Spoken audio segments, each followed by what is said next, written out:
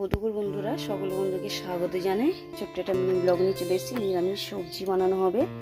পটল, কুমড়ো, আলু কেটে নিয়েছি, ডাঁটা আর কটা অল্প করে ছোলা নিয়ে নিয়েছি, আর আদা জিরে বাটা, কাঁচা লঙ্কা কাটা, টমেটো, আর তেলও গরম হয়ে গেছে।